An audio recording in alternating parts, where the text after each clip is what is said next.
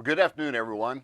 I'm Texas Senator Bob Hall, and glad to have you join us here today while we go through a little bit of update on where we are now that we're almost about 5 months into this COVID so-called disaster. A lot has happened. We've learned a lot. We're in a far different place than where we were when we first started this. And so what I want to do is actually give you a little bit of a preview of a Facebook Live that are planned later on this week. Many of you watched our other videos we've done with doctors. Our doctor group has expanded significantly since we did that first video. We now have members that reach from California to Georgia and states in between, and it continues to grow as we learn what they're doing in other states to bring the truth to the people about what's out there medically, what can be done, and where we could really go to get out of this mess. And I don't know any other word to describe it other than this incredible mess that we're in. We've been in it now since March. It started out going to be just a couple of weeks of a shutdown while we so-called flatten the curve, and should have been out of it by now. And so let me run through a few numbers and talk to you about what is really going on, what we've learned, and I'm going to give you the highlights of what the doctors have told me, the folks that are really deep into this, and invite you to join us later this week when I get together with them for an in-depth live interview with them where they will go into very specifics on each of the subjects. But just to put things in perspective here, when we started this out, we were told that we could expect 750,000 Texans to be dead by August. 2 million Americans to be dead by this time. We were also told that this was a very deadly disease and probably have a 7% plus infection rate, death rate associated with it. We're also told that would equally infect everyone. It didn't matter your race, it didn't matter your sex, didn't matter your age, your health condition. Everybody was going to be equally susceptible to it.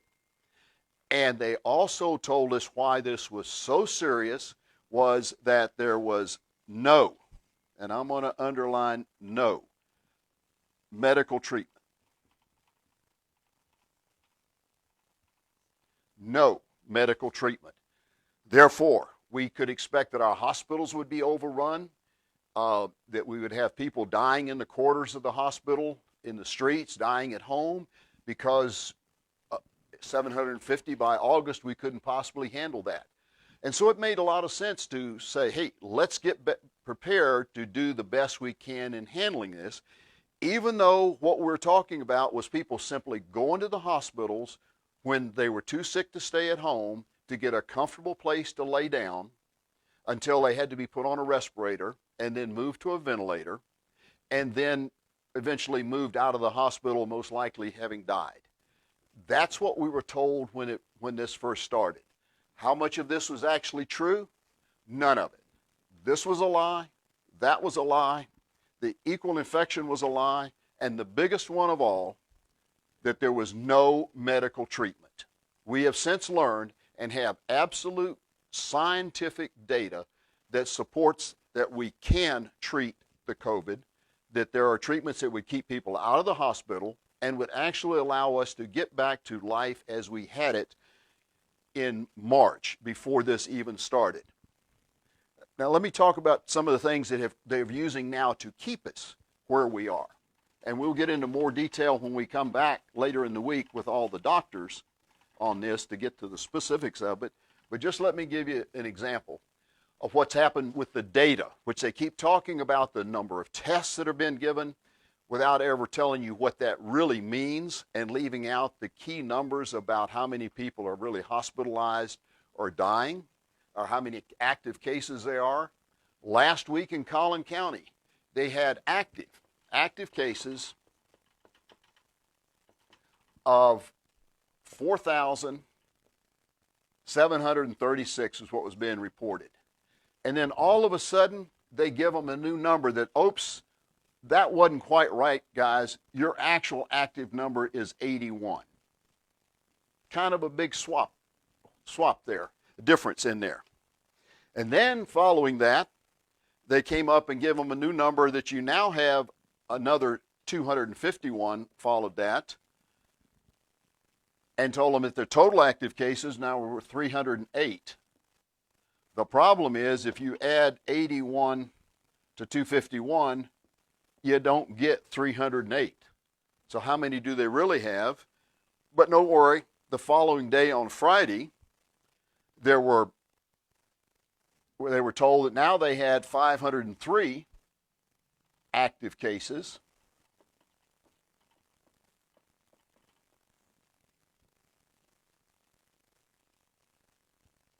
And there were 27 new ones. You add 81 to that, and you sure don't get 503. So it's very confusing about what they really have.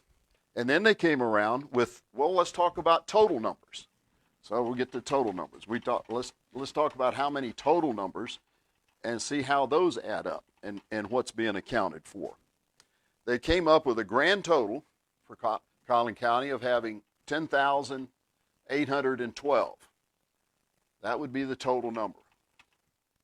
Then they indicate there have been 10,174 recovered.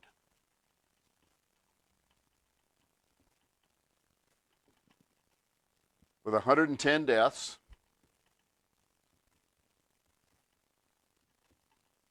And 503 active.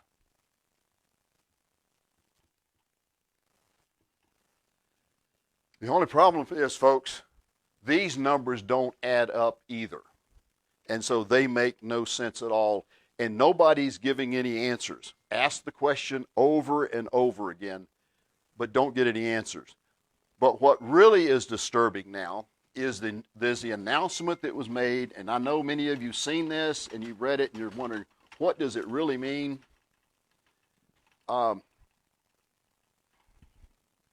Before I get to that, let me talk about the Dallas County. Dallas County was given a new number last week on one day of 241 cases, new. But they said, oh, by the way, though, 233 of these. Now this is August. This is like 8/18 roughly. 233 of these were from April through through June, and then on the 26th of August, 8/26, they were told there was 578 new cases. But oh, by the way, 424 of these also came from the April through May. Now, folks, you got to understand, this is the data that's being used to drive our $300 million contact tracing contract that was supposed to be the save-all for Texas, that we absolutely had to spend this $300,000 for contact tracing, yet we're getting reports that are months old on people. And so that brings in an incredible question of credibility of the numbers, and where are we really in Texas? Where are we in this? Because we cannot count on the data coming out of Health and Human Services. It is, it's kind of like what they used to say about the newspaper. If you don't read the newspaper, you're kind of uninformed. If you do read the newspaper, you're uninformed. And that's what we have here. If you accept the data out here, you're actually being uninformed. But the thing that happened this week that we'll get into in much more detail later in the week when I have the doctors here was a pronouncement out of the CDC where they came out and reported something that we've been talking about, but everybody said, no, that really doesn't count. It really doesn't matter. And that's the answer to the question when we talk about when people are identified as having died or they are considered a COVID death. The question was, did they die with the COVID or did they die of the COVID? Meaning, did they just happen to test positive, but they died, but it wasn't the COVID that killed them? Or, yeah, they had the COVID and it was the COVID that killed them. Well, here's what the CDC says, that of those that have died, have been classified COVID deaths, only 6% are COVID. Of COVID. 6% of the 12,000 Texans could be really classified as dying of the COVID. Now, this was a national number, so Texas number may vary a little bit. That means, folks, that 94% of those that have died had 2 or more comorbidities. Comorbidities are things that have them almost are life-threatening in themselves. Some of the things they list under comorbidity are pneumonia, influenza, respiratory failure, cardiac arrest, heart failure, diabetes, obesity, and then intentional or unintentional death. That means they fell off a ladder or killed themselves somehow. But the hospital was able to test them, and they test positive. And you wonder ask why in the world would they do that? Well, the reason is, and it's also the answer to the reason, and we'll talk more about this later in the week. If any of you have had the experience of having a friend or a loved one that went to the hospital to be tested, and the hospital kept them and would not let them leave, no matter how hard you tried to get them to leave. And I know there were plenty, because I had numerous phone calls from folks saying, how do I get my mother, my uncle, my brother, my sister, my wife, my husband out of the hospital? They won't let them out. It's the financial incentive.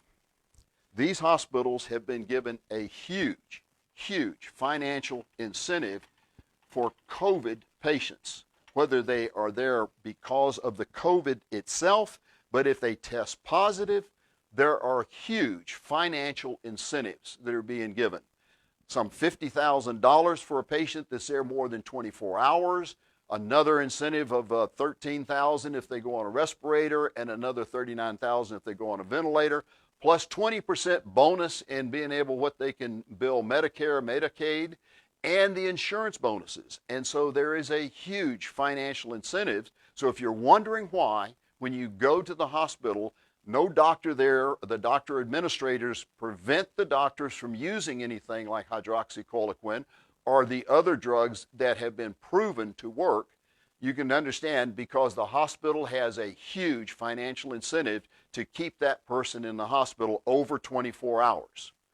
And so that is something that has led to another huge confusion factor here. And so I just wanted to bring this information to you. There's a whole lot more we're going to be talking about, including some of the doctors at the very high levels in both our state and federal government that have huge conflicts of interest in the advice that they're giving the leaders in making the decisions. We've discovered there are major conflicts of interest with these. We'll talk about some of that. And we'll also, hopefully, we have our child psychologist who's going to talk to us about one of the most serious parts of what we're doing right now, and that's having our schools closed. He's going to talk about what is happening to our children that is irreparable. That means it cannot be repaired, that as time goes by, the little brains of these children are being rewired without being channeled in the right direction with the social interaction and the interaction with the teachers that they need. That the so-called distance learning is an oxymoron. It's just distance. There is no learning to it. Talk to these parents that have had their kids that tried this earlier in the year, and you will see the burden that it's causing by not having our kids in school is tremendous, and it's going to cause damage that's unnecessary, because we now know that we have drugs that work as a prophylactic, There is more than one. Hydroxychloroquine is just one of them, and it's a drug that has been around. And it will be interesting to talk that drug has been around longer than any other drug that we have. Its original form dates all the way back to the 1700s and has been very effective. And at one time, it was considered to be one of the three of the most important modern-day medical discoveries. And yet it's being refused being used because there are certain people who want to see our economy collapse. And our collapsing economy is now causing bigger health problems and bigger problems within our state and country than the COVID is. Matter of fact, when you get down and look at these numbers we talked about, when we get back to only 6% are really COVID, that makes this far less significant than the ordinary cold, influenza, far less significant. Yet we have our economy shut down unnecessarily. There is no reason for it. We could open up tomorrow with the drugs that are out there. Other countries are doing it. I showed you last time that those countries that allowed the use of hydroxychloroquine had a death rate of 1/10 of what the United States and those countries that didn't allow it to have. And we know it works because we shipped 2 million doses of hydroxychloroquine to Brazil to help them out. And we know that the country of Costa Rica, they have government employees that are going door to door giving the citizens of Costa Rica hydroxychloroquine to use prophylactically so they don't get sick. So there's a lot to be talked about. I want to do this with the doctors. I just wanted to give you a preview of what's to come and where we are. And I hope you'll be able to tune in with us later in the week. We'll put up an announcement on the exact time and when that would be. In the meantime, God bless you, God bless Texas, and God bless America.